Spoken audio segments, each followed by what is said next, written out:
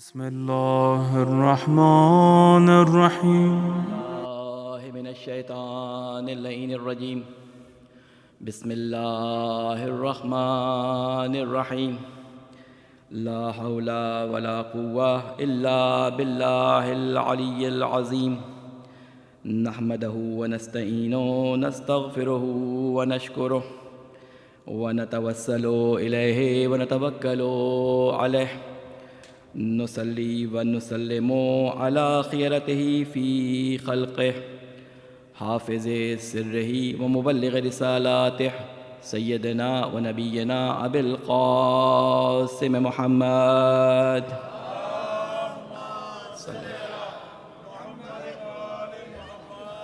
وعلى أهل بيته الطيبين الطاهرين المعصومين سيما بقية الله في الأرضين. قال الله تعالى في كتابه المبين وقوله الحق. أعوذ بالله من الشيطان اللعين الرجيم. من المؤمنين رجال صدقوا ما عاهدوا الله عليه فمنهم من قضى نحبه ومنهم من ينتظر وما بدلوا تبديلا. صدق الله العلي العظيم. صلوات بھیجیں محمد علیہ.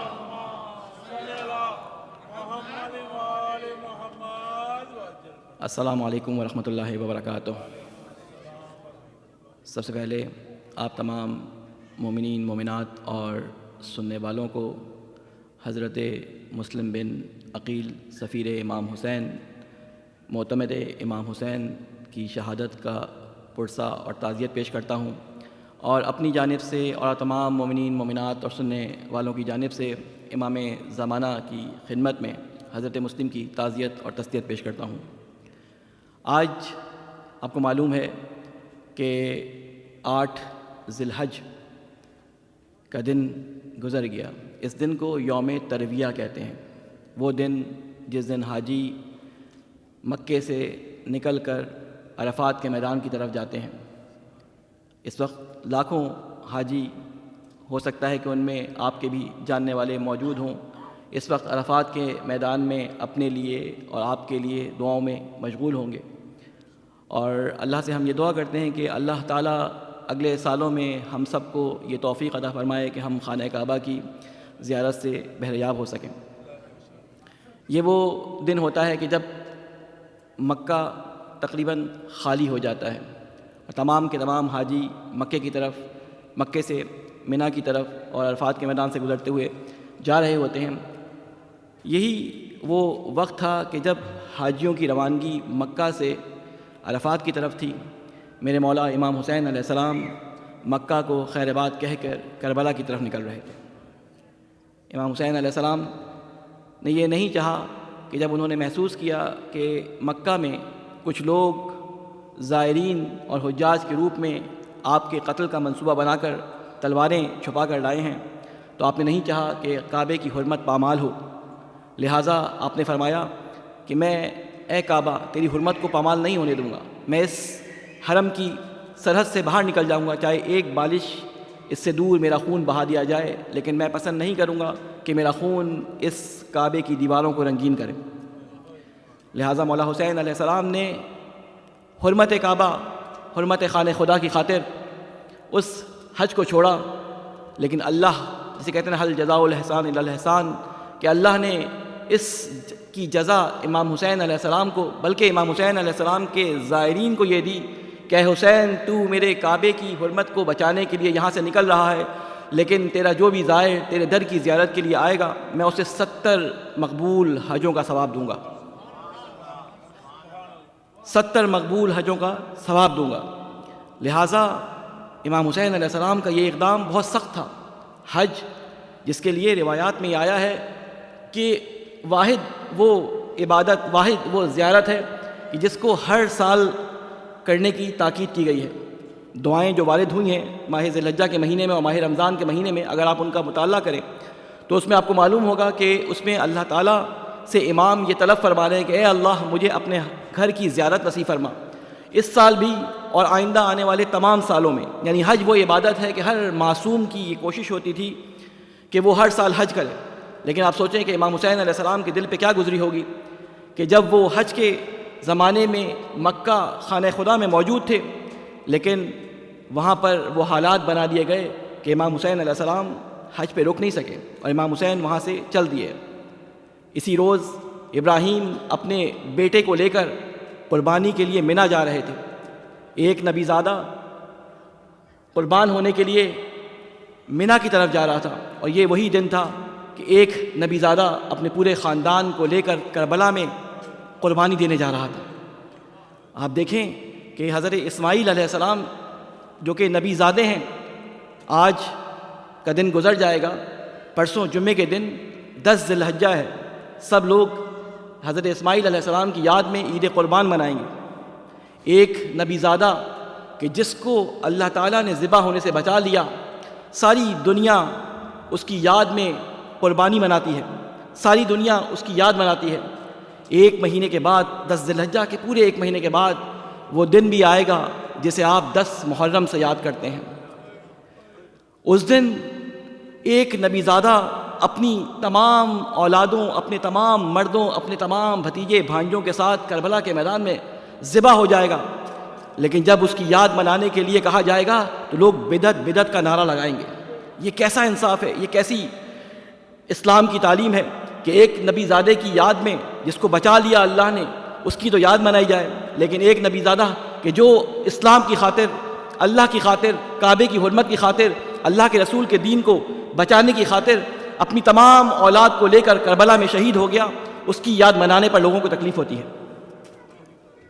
امام حسین علیہ السلام کربلا میں شہید ضرور ہوئے تھے، لیکن امام حسین علیہ السلام کربلا میں دفن ہو گئے، لیکن اس کے بعد تمام مومنین اور محبت کرنے والوں کے دلوں میں زندہ ہو گئے۔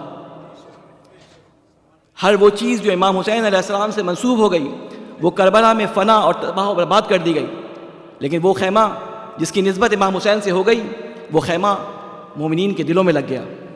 وہ ذوالجناح کہ جس کی نسبت امام حسین سے ہو گئی وہ کربلا میں چلا گیا، اپنا ماتھا اس نے پتھر پہ مار مار کر اپنی جان دے دی، لیکن وہی ذوالجناح آج شبیہ امام حسین علیہ السلام کے عنوان سے ہمارے سامنے جب آتا ہے تو ہمیں اس کے سوال کی یاد دلاتا ہے۔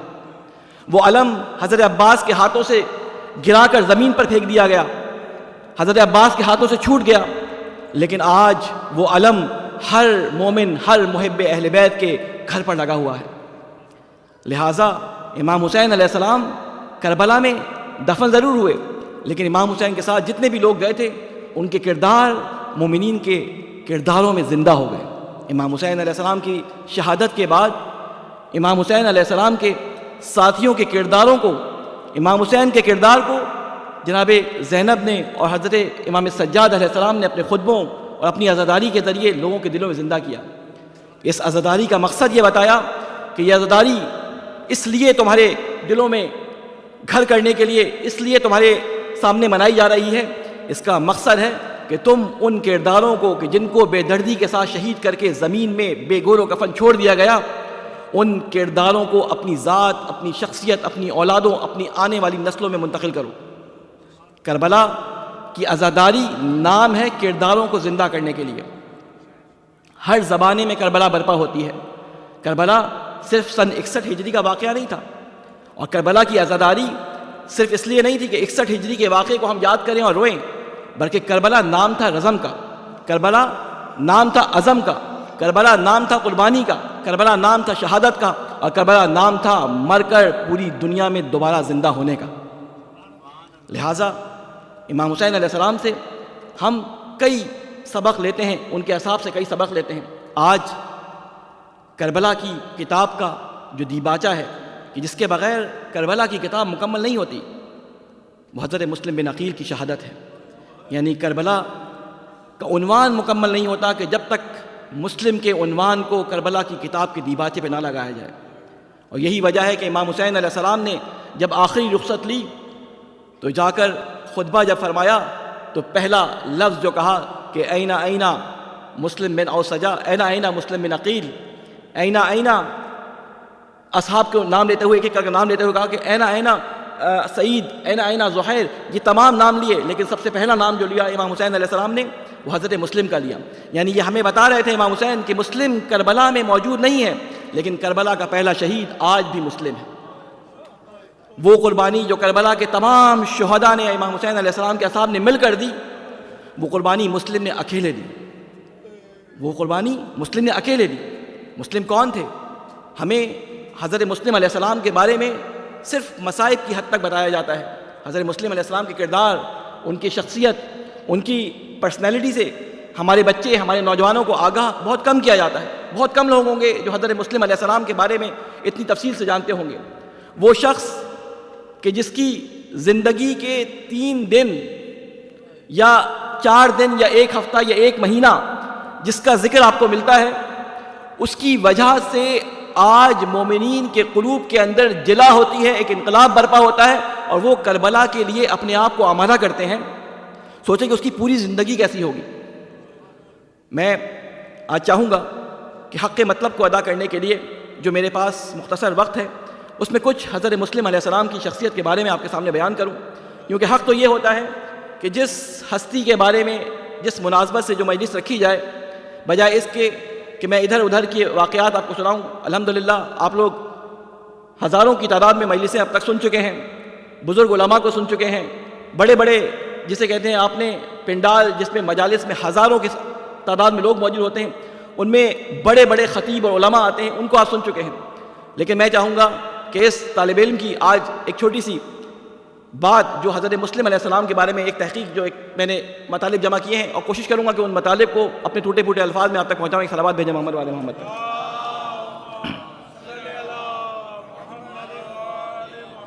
میں نے جس آیت کی تلاوت آپ کے سامنے فرمائی، یہ قرآن مجید میں ایک بڑی انوکھی آیت مجھے اس لحاظ سے لگی کہ میں سوچ رہا تھا کہ حضرت مسلم علیہ السلام کی شخصیت سے متعلق مجھے کوئی ایسی آیت مل جائے کہ جو میں حضرت مسلم کی شخصیت سے بہت زیادہ میل بھی کھاتی ہو، اور ان کی شخصیت پہ جا کے جسے ایسے منطبق ہو جائے کہ زیادہ توضیح دینے کی ضرورت نہ پڑے۔ تو میں مطالعے کے دوران اس آیت پہ پہنچا کہ جس میں اللہ تعالیٰ یہ ارشاد فرما رہا ہے کہ من المؤمنین رجال صدقوا ما عاهدوا اللہ، مومنین میں سے کچھ مرد ایسے ہیں، کچھ رجال ایسے ہیں کہ جنہوں نے اللہ تعالیٰ سے کیا ہوا عہد پورا کر دیا۔ فَمِنْهُمْ مَنْ قَضَى نَحْبَهُ وَمِنْهُمْ مَنْ يَنْتَظِرُ، ان میں سے کچھ تو اپنی نظر پوری کر چکے اور کچھ انتظار میں ہیں، اور انہوں نے ہرگز کوئی تبدیلی نہیں کی۔ میں نے جب یہ آیت پڑھی تو میں نے کہا کہ اگر میں حضرت مسلم علیہ السلام کی زندگی کو، ان کے واقعات کو، ان کے شہادت کو دیکھوں تو مجھے اس آیت کا مصداق نظر آتی ہے کہ وہ عہد جو اللہ تعالیٰ سے کیا، گو کہ یہ عہد بظاہر ہمیں نظر آتا ہے کہ امام حسین سے کر کے نکلے، لیکن آپ کو معلوم ہے کہ رسول سے اور امام سے کیا ہوا عہد وہ عہد ہوتا ہے جو گویا کہ ہم اللہ سے عہد کر رہے ہوتے ہیں۔ یہ عہد اللہ کا عہد ہوتا ہے۔ اللہ تعالیٰ نے ان کو ہمارے اوپر ولایت دی، اللہ تعالیٰ نے ان کو ہمارے اوپر ایسی ولایت دی کہ یہ ہمارے مال، ہماری جان، ہماری آبرو سب کے مالک ہیں۔ اللہ تعالیٰ نے کہا کہ ان کے سامنے تمہاری چوں اور چرانی نکلنی چاہیے۔ اگر تمہاری انا کسی بات کے کرنے کا تمہیں حکم دے، لیکن اس کے مقابلے میں ایک اللہ کی آیت یا کسی اہل بیت کا قول یا رسول اکرم صلی اللہ علیہ وسلم کی سیرت سے کوئی بات تمہارے سامنے آ جائے تو تم اپنی انا کو مار دو، رسول کی بات کو، امام کی بات کو ہمیشہ اوپر رکھو۔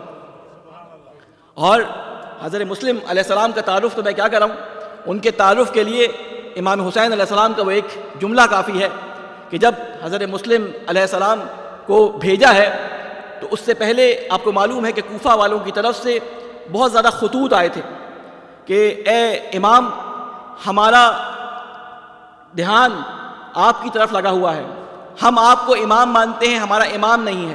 مختلف تعبیرات لکھی گئیں کہ یہاں پہ درختوں پہ پھل آ چکے ہیں، ہمیں انتظار ہے کہ آپ آئیں، ہماری امامت کی زمام کو سنبھالیں اور دشمن اور حاکم کے خلاف ہمارے ساتھ جہاد کریں، ہم آپ کی اتباع میں دشمن کے خلاف لڑنا چاہتے ہیں، ہمارا کوئی امام نہیں۔ اس طرح کے ہزاروں کی تعداد میں خطوط امام حسین علیہ السلام کو موصول ہوئے۔ امام حسین علیہ السلام نے جہاں پر مکہ میں لوگوں کو اپنے ساتھ چلنے کی دعوت دی تھی، وہاں پر بہت سارے لوگ جو ساتھ ہوئے تھے، کچھ کو واپس بھیج دیا، کچھ کو خط لکھ کر بلایا، کچھ کو کسی جگہ پر اعزام کر دیا، جیسے کہ حضرت مسلم علیہ السلام کو اعزام کیا۔ اعزام کا مطلب کسی جگہ پر پہنچا دینا، کسی تبلیغی رسالت کو انجام دینے کے لیے۔ تو حضرت مسلم علیہ السلام کو چناؤ کیوں کیا؟ آپ کو ایک چھوٹا سا بیک گراؤنڈ بتاؤں کہ کسی نے پوچھا ایک عرب عالم سے کہ کیوں حضرت مسلم علیہ السلام کا حضرت عباس کے بجائے امام حسین علیہ السلام نے انتخاب کیا. تو کہتے ہیں کہ میں اگر تمہارے سامنے 3 لوگوں کا کہ جس کی شجاعت عرب میں لامثل ہو بیان کروں تو 3 لوگوں کا نام آتا ہے، اور تینوں ابو طالب کی اولادوں میں سے ہیں.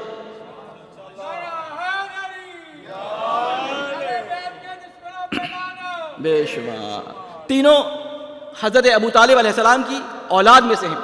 یعنی جو قربانی کربلا میں آل ابو طالب کی ہوئی ہے اتنی زیادہ قربانی کسی نے بھی نہیں دی. یا عقیل کے بیٹے تھے یا علی کے بیٹے تھے. ٹھیک ہے، تو کربلا میں پورا ابو طالب کا کنبہ لٹ گیا، پورا ابو طالب کا کنبہ شہید ہو گیا. تو حضرت مسلم علیہ السلام کے بارے میں کہا، ان کے بارے میں کہا کہ 3 لوگ ہیں کہ جو عرب میں بے مثل شجاعت کے حامل ہیں. ایک ابو الفضل عباس جو علی کے بیٹے ہیں، ایک مسلم بن عقیل اور ایک محمد بن حنفیہ. ایک کو امام حسین علیہ السلام نے اپنی آنکھ بنا کر مدینہ میں چھوڑا، ایک کو اپنے آگے بھیجا اپنی رسالت پہنچانے کے لیے، اور ایک کو اپنے ساتھ مشورے کے لیے پاس رکھا. یعنی حضرت عباس ساتھ رہ گئے، ایک مدینہ میں رہ گئے، اور ایک حضرت مسلم علیہ السلام کو آگے بھیج دیے. حضرت مسلم علیہ السلام کی شخصیت جہاں بہت ساری چیزوں پر مشتمل تھی، وہاں پہ آپ بہت ہی سیاسی اور دشمن شناسی کے ماہر تھے. آپ امام حسین کے مشاور تھے، آپ شجاع بہت تھے. اس کے علاوہ آپ معاملہ فہم بہت تھے. آپ کسی بات کو جب پہنچانا چاہتے تھے تو اتنی اچھی طریقے سے پہنچاتے تھے کہ اگلے بندے کو قائل کر دیتے تھے. اگر آپ امام حسین علیہ السلام کی زندگی کو دیکھیں، ہم تو عاشور کے علاوہ امام حسین کی زندگی سے بہت کم واقف ہوتے ہیں. تو امام حسین نے 61 ہجری میں کربلا پہنچنے سے پہلے 58 تقریباً 1 سال 2 مہینے یا 1.5 مہینے پہلے جب حج کا سیزن تھا تو حضرت مسلم علیہ السلام کو یہ ماموریت دی کہ تم تمام امت مسلمہ میں جو بڑی بڑی شخصیات ہیں اور بڑے بڑے علماء ہیں ان کو حج کی دعوت دو، اور ان کو قائل کرو کہ وہ مجھ سے ملاقات کے لیے اس سال حج پہ آئیں. 58 ہجری کی بات کر رہا ہوں. اور اس وقت امام حسین علیہ السلام نے ان کے درمیان خطبہ دیا، اور ان کو اس بات پہ قائل کرو کہ وہ حالات کی نزاکت کو دیکھتے ہوئے حالات کی اصلیت کو جاننے کے لیے میری گفتگو کو سنیں.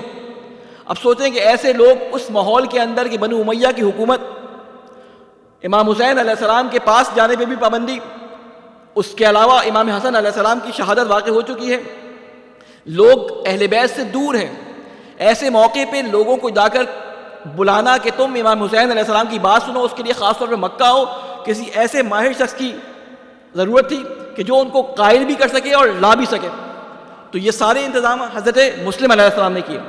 اور یہ کام ہوا کہاں پہ؟ یہ کام ہوا وہاں پہ کہ جب عرفات کا میدان چھوڑنے کے بعد لوگ مزدلفہ میں قیام کر کے منی چلے گئے قربانی کرنے کے لیے. 10 ذی الحجہ کو جب منی پہنچے تو آپ کو معلوم ہے کہ منی پہ قربانی سے فارغ ہونے کے بعد جو ہے وہ کیا ہوتا ہے کہ لوگ اگلے دن انتظار کرتے ہیں کہ شیطان کو پتھر ماریں گے. تو اس موقع پہ امام حسین علیہ السلام نے ایک بڑے پنڈال کے اندر، ایک بڑے ہال کے اندر، ایک بڑے میدان کے اندر ان تمام لوگوں سے خطاب کیا اور ان کو بتایا کہ اس وقت بنی امیہ کے حالات کیا ہیں، کس طرح سے وہ دین اسلام کے اندر تبدیلیاں لے کے آ رہے ہیں. السلام علیکم. اگر یہی حال رہا تو اسلام کی بنیادیں کھوکھلی ہونے میں کوئی کسر باقی نہیں رہے گی. آپ سوچیں وہ 58 ہجری میں امام حسین علیہ السلام نے علماء کو اور جو بڑے بڑے خواص تھے ان کو متنبع کر دیا تھا کہ اگر تمہاری خاموشی اسی طرح سے رہی تو اسلام کو سلام ہے، یعنی اسلام کو تم سلام کہہ دو اور اسلام کو خداحافظ کہہ دو.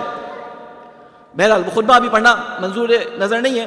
اس وقت منظور نظر یہ ہے کہ امام حسین علیہ السلام نے حضرت مسلم کو چنا اور حضرت مسلم کو بھیجا اس جگہ پہ کہ جہاں پر لوگ وہ موجود تھے کہ جو فوجی تھے اور کچھ محبان اہل بیت تھے. آپ کو معلوم ہے کہ کوفہ خلافت دوم کے اندر شام سے قریب بنایا گیا کہ وہاں کی فوجوں سے مقابلہ کیا جا سکے تاکہ فوجیوں کو زیادہ دور آنا نہ پڑے مدینہ کی طرف.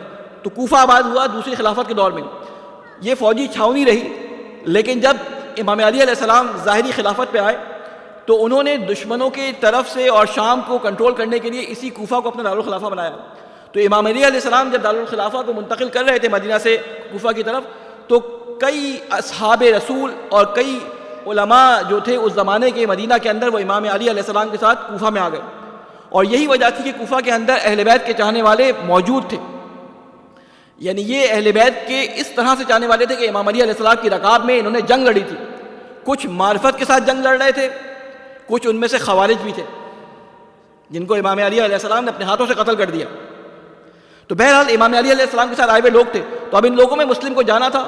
تو مسلم کے جانے سے پہلے امام حسین نے ہانی بن ہانی اور سعید بن ابی عبید اللہ جو کہ خط لے کر آئے تھے وہاں سے کوفہ سے آخری خط لے کے آئے تھے, انہی کو یہ پیغام دیا کہ میرا مشیر, میرا سفیر تمہارے درمیان آنے والا ہے, اس کے ہاتھ پر میرے لیے بیعت کر لینا. اب حضرت مسلم علیہ السلام چلے ہیں اور یہ 3 دن کا تقریباً سفر تھا. اور حضرت مسلم علیہ السلام کے بارے میں ملتا ہے کہ ان کے ساتھ جو افراد تھے اور ایک گائیڈ تھا اور ایک ان کا جو ساتھی موجود تھا, یہ راستے میں پیاس کی شدت کی وجہ سے جو گائیڈ کرنے والا تھا وہ راستے میں ہی مر گیا. اور بڑی مشکل سے بھوکے پیاس کی حالت میں وہ راستہ ڈھونڈتے ڈھونڈتے جب کوفہ پہنچے ہیں, اور امام حسین علیہ السلام کی اس ہدایت کے مطابق کہ سب سے معتبر اور سب سے جسے کہتے ہیں اعتماد کے شخص, اعتماد کے حامل شخص کے گھر پہ تمہیں قیام کرنا ہے, تو یہ مسلم جو ہے وہ مختار ثقفی کے گھر پہ جا کر رکے. مختار ثقفی کے گھر پہ جا کے رکے. اور مختار ثقفی کا گھر جب انہوں نے کھٹکھڑایا اور مختار نے جب دروازہ کھولا تو ان کی حالت دیکھ کے سلام کیا اور مسلم وہیں پہ گر گئے. مختار ان کو اپنے پاس لے آیا. جب یہ مسلم آئے ہیں تو انہوں نے سب سے پہلا کام یہ کیا کہ لوگوں کو کہا کہ مختار کو کہا کہ لوگوں کو جمع کرو, عمائدین کو جمع کرو, میں امام حسین علیہ السلام کا پیغام پہنچانا چاہتا ہوں. مختصر کر رہا ہوں بالکل اپنی بات کو. امام حسین علیہ السلام کا پیغام پہنچایا. یہ بات کہنے میں اور سننے میں بڑی آسان لگتی ہے. آپ تصور کریں کہ آپ کو اگر کہا جائے یہ ایک نئے شہر میں ایسی جگہ پر کہ جہاں پر ان کو امام حسین کی طرف لوگوں کو رغبت دلانی ہے اور جمع کرنا ہے, امام حسین کی بیعت لینی ہے, یہ اکیلے گئے ہیں. اگر آپ کو بھیج دیا جائے مثال کے طور پہ کہ آپ اکیلے کسی امام بارگاہ میں یا کسی اہل سنت کی مجلس میں مسجد میں جائیں اور اگلی مجلس کے لیے لوگوں کو جمع کر کے لے کے آئیں, تو آپ سوچیں کتنا مشکل کام ہے. سوچیں کہ ایک شہر میں جانا, ہزاروں کی تعداد میں وہاں پہ لوگ ہوں, جہاں چاہنے والے بھی ہوں, جہاں دشمن کی حکومت ہو. نعمان بن بشیر وہاں کا حاکم ہے, تو اب مسلم وہاں پہ جا رہے ہیں. لیکن مسلم کی شخصیت ایسی تھی کہ مسلم نے لوگوں کو جمع کر لیا. اور کہتے ہیں کہ ایک واقعہ وہ بھی آیا کہ مسجد کوفہ میں مسلم کے پیچھے 15,000 18,000 10,000 مختلف تعداد ملتی ہے. اتنی تعداد میں لوگوں نے نماز پڑھی. مسلم نے جب یہ حالات دیکھے تو مسلم نے امام حسین علیہ السلام کو خط لکھ دیا کہ امام حسین, یہاں پر لوگوں نے اس طرح سے آپ کے پیغام پہ لبیک کہتے ہوئے میرے ہاتھ پہ آپ کے لیے بیعت کر لی ہے. اور یہ پیغام مسلم نے بھجوا دیا. اس کے بعد جب نعمان بن بشیر نے یہ محسوس کیا کہ اگر یہی حالات رہے, مسلم اسی طریقے سے لوگوں کو اپنے ساتھ ملاتے رہے, تو ایک دن میری حکومت مسلم کے ہاتھ میں چلی جائے گی, کیونکہ لوگ آمادہ تھے کہ اس سے حکومت چھین کر یہ مسلم کے ہاتھ میں دے دیں. تو اس نے فوراً پیغام بھیجوایا بصرہ میں ابن زیاد کو. ابن زیاد کو وہاں سے جو گورنر تھا, ابن زیاد وہاں کا گورنر تھا بصرہ کا, اس کو وہاں سے بلا کر کہا گیا کہ تم کوفہ جاؤ. وہ سارے واقعات آپ کے ذہن میں ہیں کہ ابن زیاد امام حسین علیہ السلام کا روپ دھار کر, کالا امامہ لگا کر, منہ پہ کالی نقاب لگا کر یہ بہروپیہ داخل ہوا. جب یہ داخل ہوا تو وہ لوگ جو امام حسین علیہ السلام کے انتظار میں تھے وہ سمجھے کہ امام حسین علیہ السلام آ گئے ہیں, تو انہوں نے بڑا زبردست قسم کا استقبال کیا. اس کے ساتھ کتنے لوگ ہوں گے آپ کے اندازے کے مطابق, کسی کے ذہن میں ہے؟ ابن زیاد کے ساتھ کتنے افراد تھے؟ ایک صلوات بھیجیں اور سوچنے ذرا.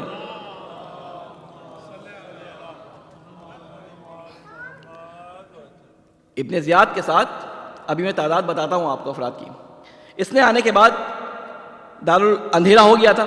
اس نے آنے کے بعد اپنا نقاب جب چہرے سے ہٹایا تو لوگوں نے دیکھا کہ یہ تو امام حسین علیہ السلام نہیں ہے, ابن زیاد ہے. تو جو لوگ استقبال کے لیے آئے تھے وہ دور چلے گئے. اس نے دارالعمارہ کے پاس جا کر دروازہ کھٹکھڑایا.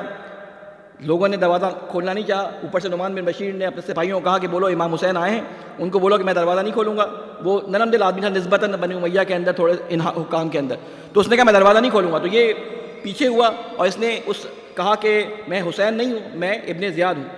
تو جب اس نے دیکھا تو دروازہ کھولا اور یہ اندر چلا گیا. اور اس کے بعد اس نے وہ سارے کام شروع کیے کہ لوگوں کو ڈرانا دھمکانا شروع کیا, لوگوں کو خریدنا شروع کیا, اور یہ کہا کہ جس نے میری بات کو نہیں مانا وہ اس کی جان, اس کی عزت, اس کی آبرو وہ میرے ہاتھوں میں. کس کو میں قتل کروں, کس کے مال کو قبضے میں کروں, کوئی جو ہے وہ میں رعایت نہیں کروں گا جس نے امام حسین علیہ السلام کے سفیر کا ساتھ دیا. اب ہوا کیا, میرے ساتھ ہیں نا آپ لوگ؟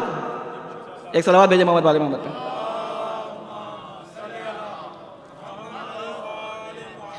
صلوات بھیجواتے رہا کریں تاکہ میرا گلا خشک ہو تو میں پانی پی لوں. ایک اور صلوات بھیجیں.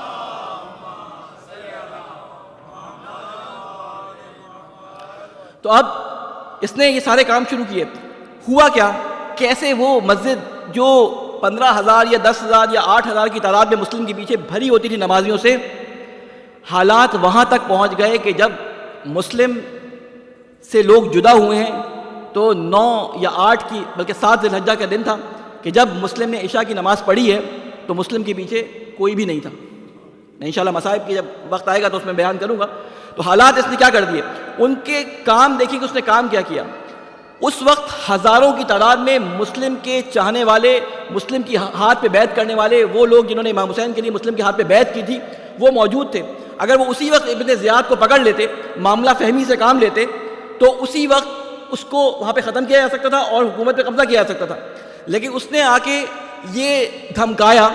وہ آیا تھا 5 یا 10 افراد کے ساتھ. وہ کوئی ہزاروں کا لشکر لے کے نہیں آیا تھا اپنے ساتھ. وہ امام حسین کا روپ دھار کے آیا تھا. امام حسین کے ساتھ گنتی کے چند افراد تھے. تو اس نے کچھ لوگوں کو پیچھے رکھا اور 5-10 افراد کو لے کے آ گیا اندر کہ لوگ اس کو امام حسین کی شفاعت میں اندر آنے دیں. ٹھیک ہے نا.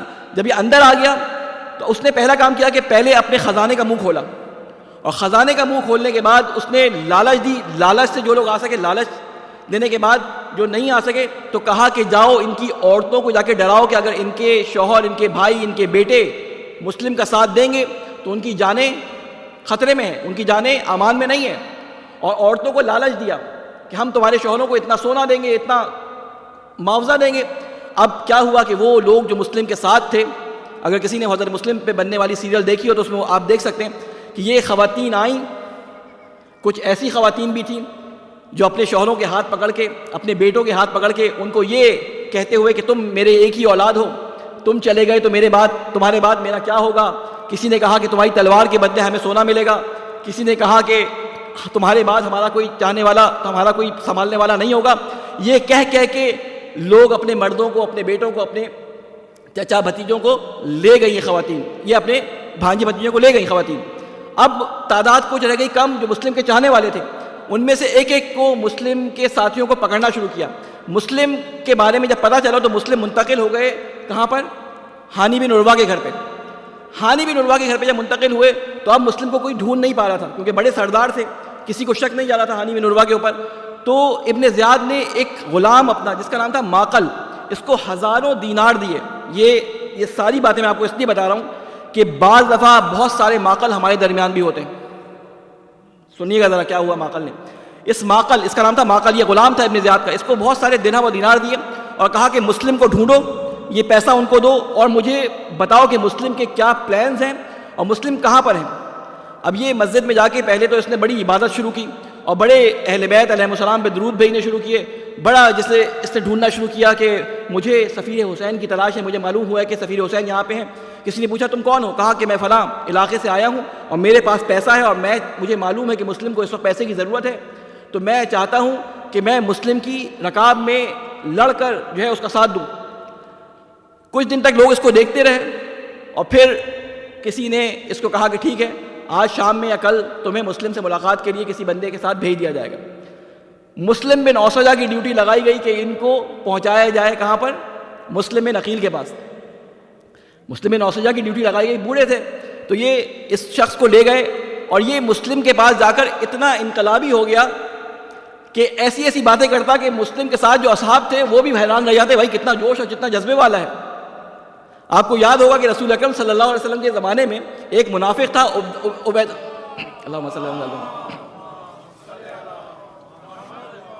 اللہ ابن ابے، ٹھیک ہے، تو وہ ابے، ٹھیک ہے، تو یہ رسول اکرم صلی اللہ علیہ وسلم جب نماز پڑھانے آتے تھے، جب خطبہ دینا چاہتے تھے تو یہ ایک دم سے کھڑا ہو جاتا تھا، لوگوں کی طرف رخ کرتا تھا، کہتا تھا اے لوگوں یہ اللہ کے رسول ہیں، ان کی بات سنو، یہ اللہ کے رسول ہیں، ان کی بات سنو.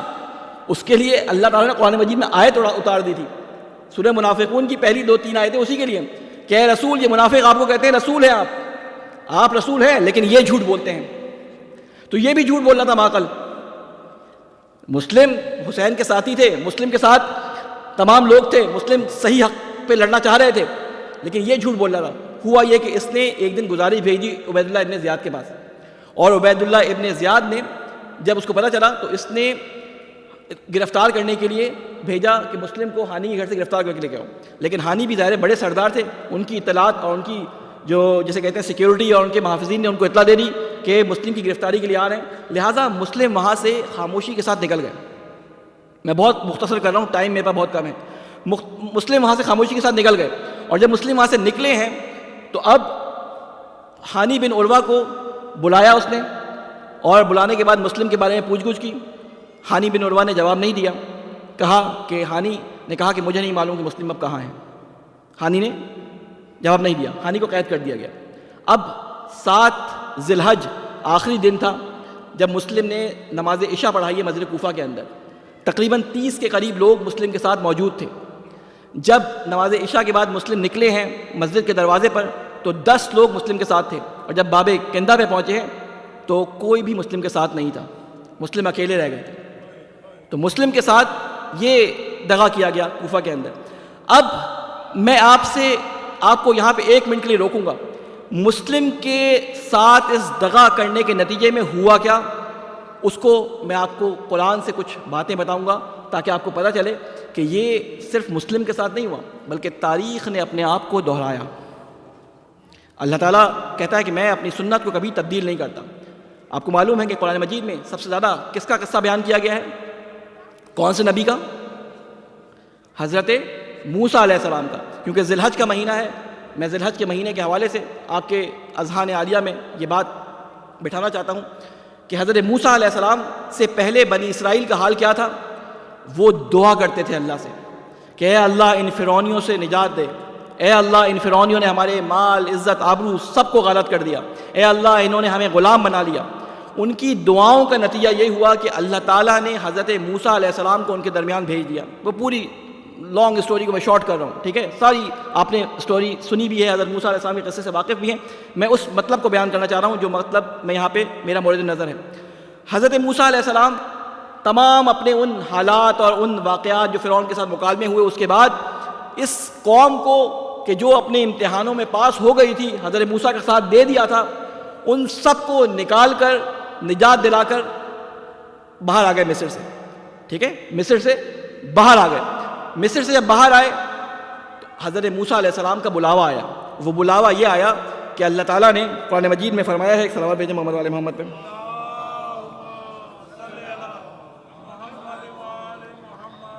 کہ آپ نے یہ پڑھا ہوگا کہ ذی الحجہ کے اعمال میں سے یہ ہے کہ پہلے 10 دن وہ لوگ جو حج پہ نہیں گئے، اگر وہ چاہتے ہیں کہ حج میں لوگ جو ہیں ان کے ثواب میں شریک ہو جائیں، ان کے ثواب میں حصے دار بن جائیں، تو وہ نماز مغرب اور عشاء کے درمیان 2 رکعت نماز پڑھیں، جس میں الحمد کے بعد جو ہے وہ کیا پڑھیں؟ قل هو اللہ، اور اس کے بعد ایک آیت کی تلاوت کریں۔ وہی آیت میری مورد نظر ہے جو میں بیان کرنا چاہتا ہوں۔ وہ آیت کیا ہے؟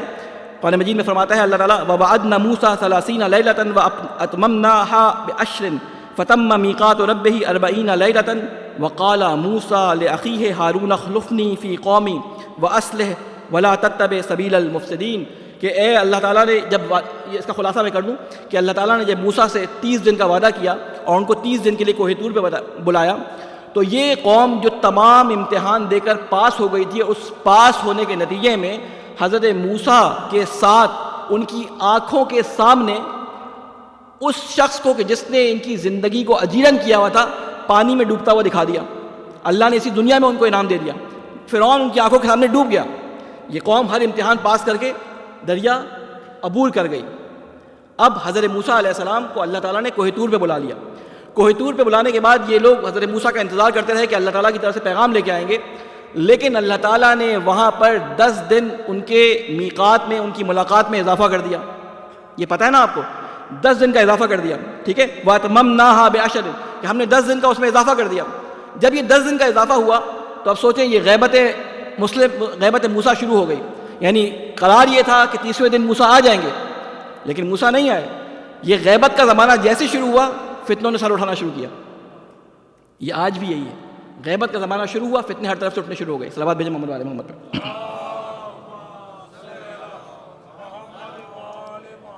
تو اب سامری نے گوشالہ بنایا اور لوگوں کو اس کی پوجا کی، اس کی پرستش کی ترغیب دی، اور یہ بدبخت لوگ جو سارے معجزات اپنا جسے کہتے ہیں کہ دعاؤں کا نتیجہ فرعون کی ڈوبنے کی صورت میں دیکھتے ہوئے آ رہے تھے، انہوں نے اس بچھڑے کی پوجا شروع کر دی۔ حضرت موسیٰ پلٹ کے آئے ہیں، اور آنے کے بعد یہ نقطہ قابل توجہ ہے، میں آپ کو جو بتانا چاہ رہا ہوں۔ حضرت موسیٰ پلٹ کے آئے، انہوں نے آنے کے بعد جب دیکھا کہ ان کی پوری قوم مشرک ہو چکی ہے، تو انہوں نے اپنے بھائی جن کو اپنا ولی بنا کر، اپنا خلیفہ بنا کر، اپنا نائب بنا کر ان کے درمیان چھوڑا تھا، اس میں کیا فرمایا کہ وقال موسیٰ لأخیہ ہارون اخلفنی فی قومی واصلح ولا تتبع سبیل المفسدین، کہ ان کو یہ کہہ کر گئے تھے کہ تم میرے خلیفہ ہو میرے بعد، ان کی اصلاح کرنا اور اتباع نہ کرنا مفسدین کی راہ کی۔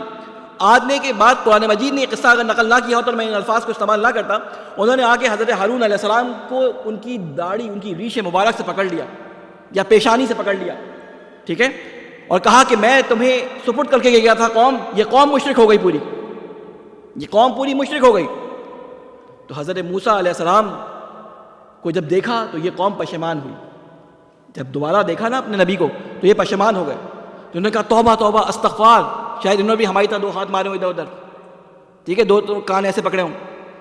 لیکن حضرت موسیٰ، میں اپنے الفاظ میں بیان کر رہا ہوں، حضرت موسیٰ نے کہا اس جرم کی توبہ یہ والی توبہ نہیں ہوگی، اس جرم کی توبہ استغفر اللہ کرنا نہیں ہوگا۔ اللہ تعالیٰ نے قرآن مجید میں کیا فرمایا کہ اے موسیٰ ان سے کہو کہ جنہوں نے شرک کیا تھا یہ ننگی تلواریں لے کر، برہنہ تلواریں لے کر اندھیرے میں میدان کے اندر نکل آئیں اور ایک دوسرے کے سامنے کھڑے ہو جائیں، اور جب اندھیرا گھپ ہو جائے تم ان کو حکم دینا کہ یہ قتال کریں۔ قرآن مجید میں پورا اس منظر کو بیان کیا گیا ہے۔ تو توبہ ہر دفعہ یہ نہیں ہوتی کہ آپ کوئی بھی جرم کر لیں اس کی توبہ استغفر اللہ ہو ربی واتوب الیہ ہو، ہر جرم کی توبہ مختلف ہوتی ہے۔ جب توبہ اتنا بڑا ہو کہ اللہ کے ساتھ کسی کو شریک ٹھہرا دیا جائے اور اللہ کے نبی کے ولی کو چھوڑ دیا جائے، جب امت ولایت کے امتحان میں فیل ہو جائے تو اس کی توبہ قتال ہوتی ہے، اس کی توبہ قتل و غارت گری ہوتی ہے۔ کہتے ہیں کہ حضرت موسیٰ نے حکم دیا، ہزاروں کی تعداد میں لوگوں نے ایک دوسرے کی گردنیں کاٹی، کسی باپ نے اپنے بیٹے کی، کسی بھتیجے نے اپنی چچا کی، کسی بھانجے نے اپنے ماموں کی، کسی ماموں نے اپنے بھانجے کی، اس طرح سے ہزاروں لوگوں نے اندھیرے میں ایک دوسرے پہ تلوار چڑھائی۔ تو ایک موقع آیا کہ اللہ تعالیٰ نے کہا کہ ٹھیک ہے اب میں ان کی توبہ قبول کرتا ہوں۔ ہزاروں لوگ مر گئے، ہزاروں لوگوں کو اللہ نے ایک دوسرے کے ہاتھوں سے مروا دیا۔ تو یہ ان کی توبہ تھی۔ تاریخ نے بتا دیا کہ جو ولایت کے امتحان میں فیل ہوتا ہے اس کی توبہ کا طریقہ قتل اور قتال اور مرنا ہوتا ہے، ذلت کی موت ہوتی ہے۔ آ جائیں رسول اکرم صلی اللہ علیہ وسلم کے زمانے میں، رسول اکرم نے جاتے وقت اپنا خلیفہ، اپنا ولی بنایا، اور جب 18 ذی الحجہ کو یہ خلافت اور ولایت مل گئی تو ہمیں نظر آتا ہے کہ بہت سے لوگ رسول اکرم سے جرح کرتے نظر آتے ہیں، اور حد اس وقت ہو گئی کہ جب رسول اکرم صلی اللہ علیہ وسلم کے اس دنیا سے جانے کے بعد ان کے ولی کو تنہا چھوڑ دیا گیا، ان کے حق پر قبضہ کر لیا گیا۔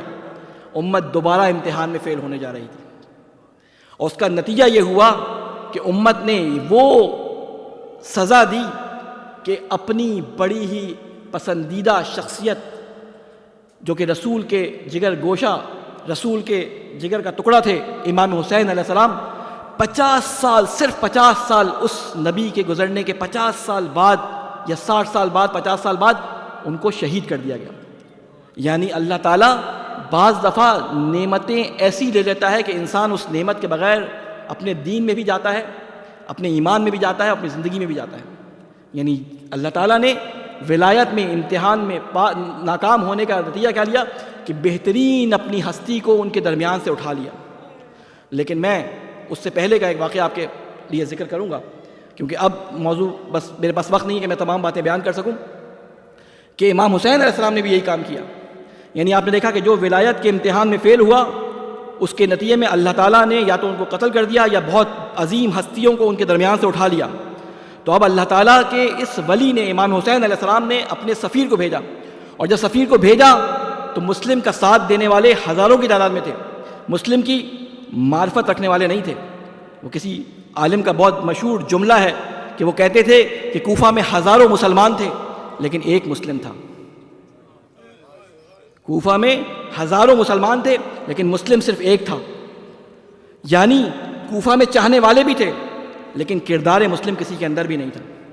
آج ہم نے دیکھ لیا کہ جب امام حسین علیہ السلام کو شہید کیا گیا تو یہ کوفہ والے جنہوں امتحان میں فیل ہو گئے تھے، حجاج بن یوسف جیسا شخص ان کے اوپر حاکم بنا دیا گیا. لاکھوں لوگوں کو اس نے مار دیا، لاکھوں سادات کو، لاکھوں کوفیوں کو اس نے مار دیا، صرف اس لیے کہ حب علی ان میں موجود تھا. اب یہاں سے میں اپنی بات کو سمیٹ دیتا ہوں. ایک صلوات بھیجیں محمد محمد.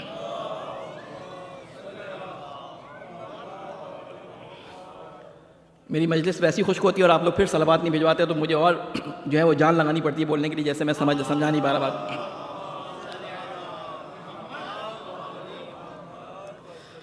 تو اب حضرت مسلم علیہ السلام کو جب شہید کر دیا گیا، میں شہادت ابھی نہیں پڑھا، مصائب میں اس کو پڑھوں گا. تو اس کے بعد ہوا کیا کہ حضرت امام حسین علیہ السلام حضرت مسلم کے پیغام پر وہاں سے چل چکے تھے کوفہ کی طرف، اور وہ سارے واقعات آپ کو معلوم ہے کہ کوفہ آتے آتے ان کو کربلا کی طرف لے جایا گیا اور امام حسین علیہ السلام کربلا کے اندر شہید کر دیے گئے. لیکن جب کربلا میں شہید کر دیے گئے تو اس کے بعد ہوا کیا؟ اس کے بعد یہی میں نے جو آپ کو بتایا کہ حجاج جیسا ظالم ان کے اوپر حکومت کرنے لگا، اور اتنی پستی میں یہ لوگ آ گئے کہ جب بی بی زینب اس علاقے میں آئی ہیں تو انہوں نے وہ ٹسرے بہانے شروع کر دیے، رونا شروع کر دیا کہ ہم آپ کے بھائی کے غم میں آپ کے شریک ہیں. تو حضرت زینب سلام اللہ علیہا نے کہا کہ تم کوفیوں تم رو، تمہاری قسمت میں رونا ہے، تم بے وفا ہو، تم نے وفا نہیں کی، تم اہل غدر ہو. بی بی زینب نے ان کو ملامت کی. اس امام علی کی بیٹی، ولی کی بیٹی، وہ اگر کسی کو ملامت کر دے تو ان کی نسلیں برباد ہو جائیں گی.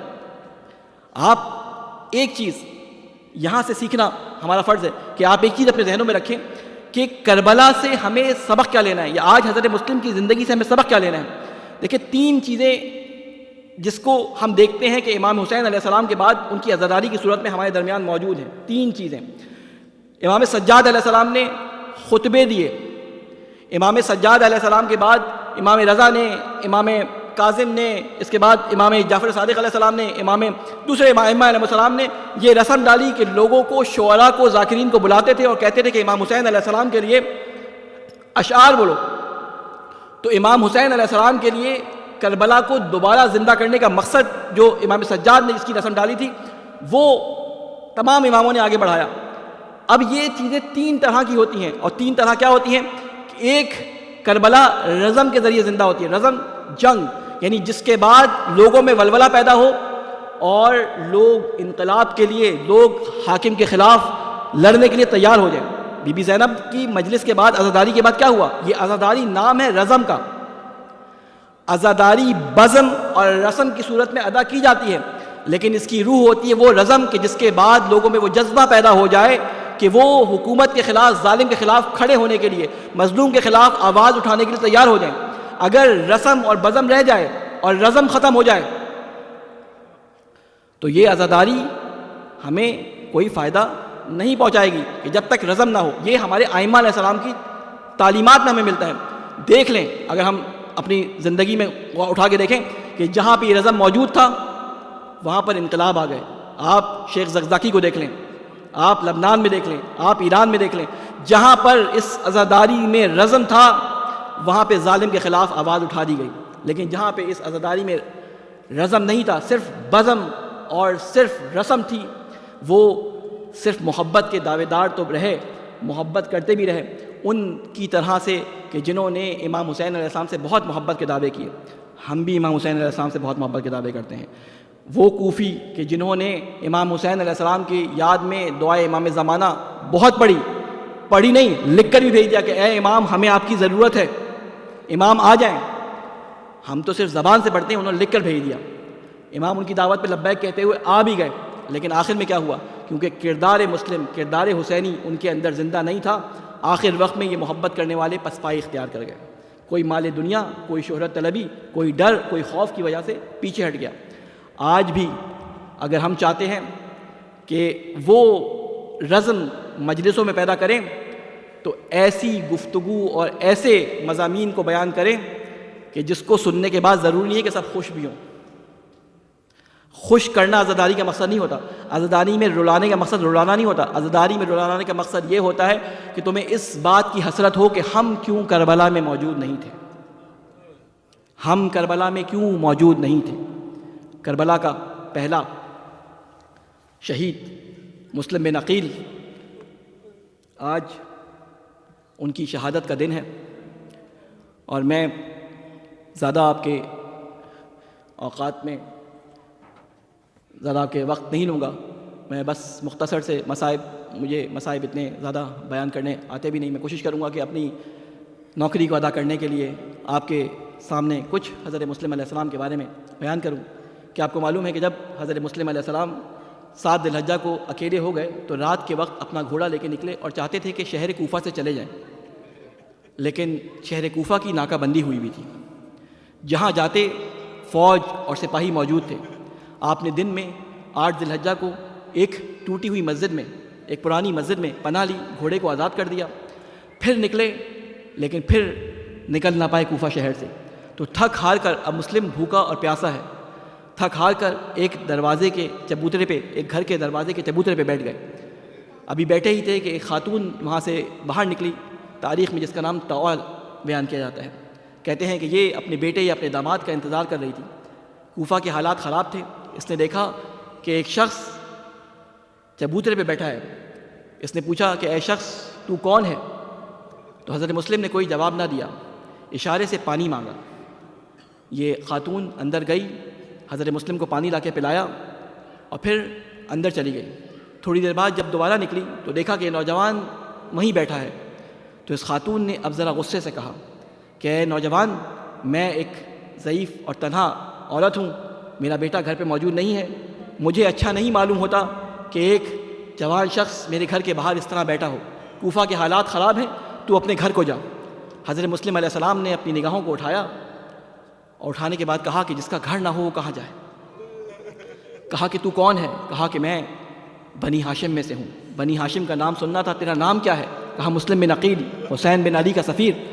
جب مسلم کا نام سننا تھا توحا نے ہاتھوں کو جوڑ دیا. کہا کہ آقا صاحب میں معاف کریے گا، میں آپ کو پہچانی نہیں. مسلم کو اپنے گھر کے اندر لے گئی. مسلم کو گھر میں لے جانے کے بعد کہا کہ آپ کچھ کھانا کھا لیں. کھانا لے کے آئی، لیکن مسلم نے ایک چند ہی نوالے لیے. وضو کا پانی طلب کیا. وضو کا پانی طلب کرنے کے بعد مسلم نے نماز پڑھنی شروع کی، دعائیں پڑھنی شروع کی. تہجد کی نمازیں پڑھتے رہے اور کچھ دیر کے لیے آنکھ لگ گئی. ابھی کچھ دیر کے لیے آنکھ لگی تھی کہ مسلم نے خواب میں کیا دیکھا کہ امام علی علیہ السلام خواب میں آئے ہیں اور کہتے ہیں الاجل الاجل الوہا الوہا الوہا، اے مسلم جلدی کر جلدی کر. مسلم کی آنکھ ایک دم سے کھل گئی. جب مسلم کی آنکھ کھلی ہے تو انہوں نے اپنا سامان اٹھایا اور نماز فجر کے سامان پہننے کے بعد، زرہ پہننے کے بعد نماز فجر پڑھنا شروع کی. اتنے میں باہر سے فوجوں کی، تلواروں کی اور ان کی بیڑیوں کی آوازیں آنی شروع ہو گئی. اب جو آوازیں سنی تو توحا ایک دم سے اندر آئی. کہا کہ ہمارے گھر کو چاروں طرف سے گھیرا جا رہا ہے. حضرت مسلم نے کہا کہ میں نماز پڑھنے کے بعد گھر سے باہر جاؤں گا. انہوں نے کہا کہ آپ ہمارے گھر کے اندر محفوظ ہیں.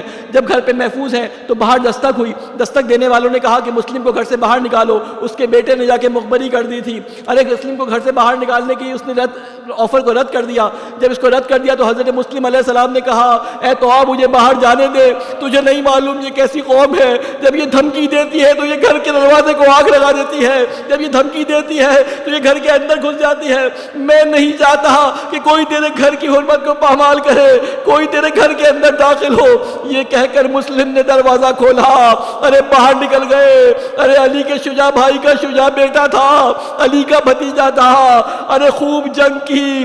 ارے اس کے لشکر کے سالار نے ابن زیاد کو پیغام پہنچایا کہ مزید لوگوں کو بھیجو، ہم مسلم کو قابو نہیں کر سکتے. مزید لوگ آئے.